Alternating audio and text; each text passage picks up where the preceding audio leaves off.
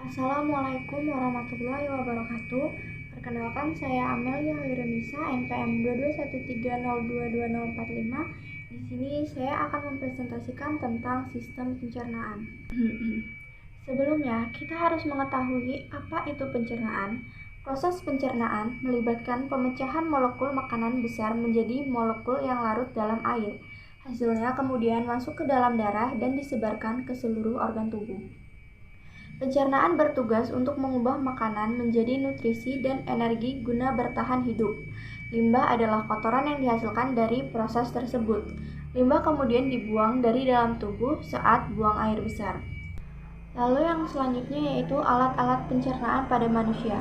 Alat-alat pencernaan pada manusia adalah organ-organ tubuh yang berfungsi mencerna makanan yang dimakan. Pada sistem pencernaan ini, alat-alat pencernaan makanan dapat dibedakan menjadi saluran pencernaan dan kelenjar pencernaan. Saluran pencernaan manusia memanjang dari mulut sampai anus. Berikut organ yang termasuk saluran pencernaan. Yang pertama ada mulut, lalu kerongkongan, lambung, usus halus, usus besar, dan anus. Yang berikutnya kelenjar pencernaan berfungsi menghasilkan enzim-enzim yang membantu proses pencernaan kimiawi. Kelenjar pencernaan manusia antara lain terdiri dari kelenjar air liur, kelenjar getah lambung, hati atau hepar, dan pankreas. Kemudian terdapat organ yang menyusun sistem pencernaan dan cara kerjanya, yaitu yang pertama ada mulut. Mulut mengunyah makanan menjadi potongan-potongan kecil agar lebih mudah dicerna. Yang kedua ada kerongkongan. Kontraksi otot di dalam kerongkongan atau peristaltik mengantarkan makanan ke perut. Selanjutnya lambung. Di sini makanan bercampur dengan enzim lambung. Enzim kemudian memecah makanan menjadi bentuk yang bisa langsung digunakan oleh tubuh. Lalu usus halus. Makanan yang sudah dipecah dalam lambung akan diserap nutrisinya oleh usus halus. Pankreas. Pankreas mengeluarkan enzim pencernaan ke dalam usus halus yang memecah protein, lemak, dan karbohidrat. Selanjutnya hati. Hati memproses nutrisi yang diserap usus kecil dan mencerna lemak serta beberapa jenis vitamin. Kantong empedu. Organ ini menyimpan dan menyingkirkan empedu dari dalam organ hati, kemudian melepaskannya ke usus kecil untuk membantu menyerap dan mencerna lemak. Kemudian usus besar.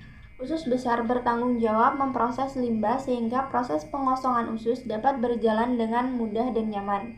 Rektum. Ini adalah organ yang menghubungkan usus besar ke anus. Fungsinya untuk menerima feses dari usus besar dan menahan feses sampai terjadi evakuasi.